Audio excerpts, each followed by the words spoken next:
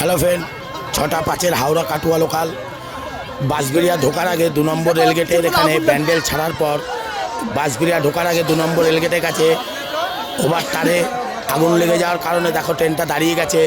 আর নিত্যযাত্রীরা সব দৌড়াদৌড়ি ছোটাছুটি করা শুরু করে দিয়েছে। দেখো দেখো এই কাটুয়া লোকালটা হাওড়া কাটুয়া লোকাল 6টা 5 যেটা হাওড়া থেকে ছেড়ে আসে, সেই হাওড়া কাটুয়া লোকালে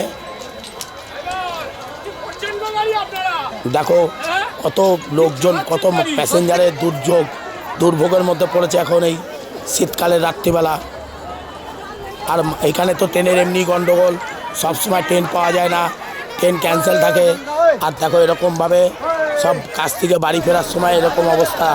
দেখো ট্রেন 1 ঘন্টা ধরে দাঁড়িয়ে আছে পেছনে তারে আগুন লেগে যাওয়ার কারণে।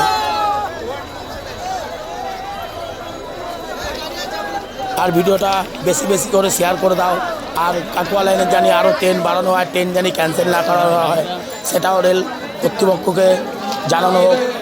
দেখো ট্রেন এখনও দাঁড়িয়ে আছে, প্রায় ঘন্টাখানিক হয়ে গেল ট্রেন এখনও দাঁড়িয়ে আছে, ট্রেন ছাড়ছে না। সব প্যাসেঞ্জাররা সব এদিক ওদিক ছোটাছুটি করে পালাচ্ছে। কেউ সামনে আদিসপ্তগ্রাম, কেউ টোটো ধরতে, কেউ অটো ধরতে চলে যাচ্ছে। দেখো হাজারো হাজারো লোক ট্রেন থেকে নেমে দৌড়াদৌড়ি শুরু করে দিয়েছে। ট্রেনের ওভারে যে তারটা আছে সেই তারে আগুন লেগে যাওয়ার কারণে যে অ্যান্টেনার মতন যেটা আছে তাতে ফ্ল্যাশ হচ্ছিল, অনবরত ফ্ল্যাশ হচ্ছিল, প্যাসেঞ্জাররা বলছিল। ভিডিওটা ভালো লাগলে অবশ্যই একটা লাইক করো, কমেন্ট করো।